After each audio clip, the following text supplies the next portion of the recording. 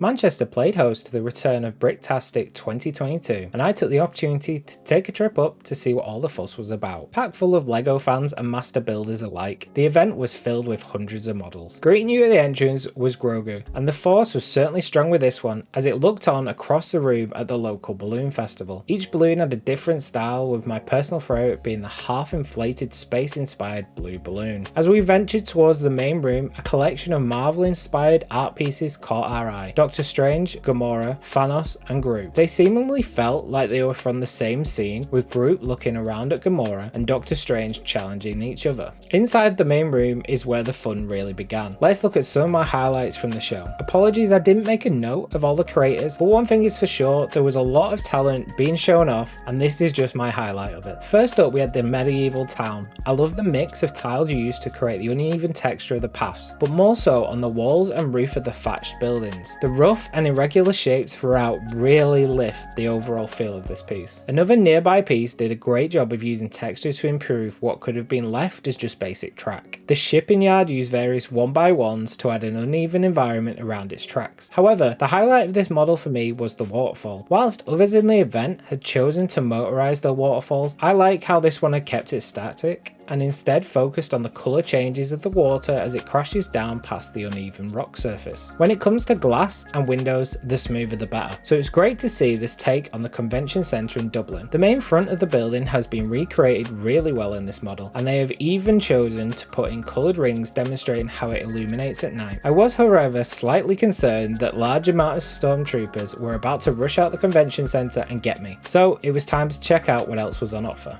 To which I found this toothless environmental model featuring little acorn huts upon the tree. I love how there is so much variation in the foliage upon the broken rock cliff and numerous layers adding different colours and shapes to the area. Foliage and flowers were on show within numerous models, but one stood out from the rest, this forest land. With so many variants of flowers, overgrown paths and minifigures throughout, there is a lot to discover and see as you take in this densely crafted piece. The scale of some models were just crazy. Take this Star Wars one for instance. Not only is it vast in size, but they've taken the time to add both texture throughout rather than flat build pieces and create various mini scenes to discover, such as our heroes being captured by the stormtroopers. On the opposite side of things, some small builds caught my eye too. I love how the tower has been created in this Skull Island model and this little Stranger Things scene. When it comes to TV themed models though, I think Springfield from The Simpsons may have been one of my favourites. There are so many different moments from many iconic episodes throughout the build. Popular locations and characters are also featured, so whether you want to grab a drink at Moe's, save Springfield Town Hall from an alien invasion, or off on a car chase with Snake, there's a lot to excite fans of The Simpsons. On the outskirts of town was another model featuring a huge motorised amusement park with lighting mods. I'd have loved to see this model in the dark because it wasn't just one or two lights being used. Each ride had unique lights programmed not just to illuminate, but sequenced similar to the animation effects you see at a real world park. It wasn't all fun and games though. In some models, towns were getting destroyed by monsters such as this vast green beast. The superhero minifigures are on hand to save the world, along with many little references and mini scenes throughout this one, with cars hitting fire hydrants, an Abbey Road reference, and the plants bursting out all over the place. It was great seeing worlds and scenes depicted in such different ways, with each builder adding their own twist and touches. For instance, how this model opts to be spherical. This Minecraft build uses 4 layers to show off different biomes, and each corner was another moment from the biomes. Minecraft wasn't the only popular children's theme on show. Pokemon also made an appearance as many of the starter Pokemon had been recreated. I have to say Pikachu is my favourite, but the Eevee is just so cool, I may have to recreate that one for myself. Speaking of recreations, there were recreations of Golden Age TV shows like the popular stop motion Trumpton, in which I loved the engine's design, and also recreations of dinosaur fossils. Not all are pictured here, but half a dozen were recreated to scale, with my personal favourites being the T-Rex and Triceratops skulls. Now, let's get moving and talk about some of the vehicles on show. There were several different train models on show, some of which have been cleverly hooked up to Scalextric's remotes, allowing visitors to drive the trains around the model, which I thought was a great touch, as it permitted interactivity for those younger visitors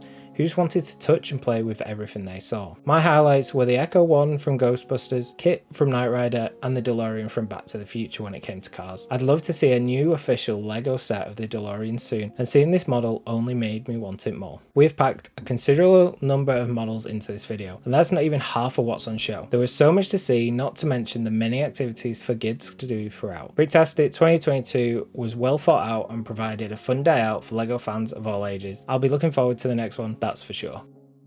Thank you so much for watching. If you enjoyed this video, make sure to hit that like button to let me know.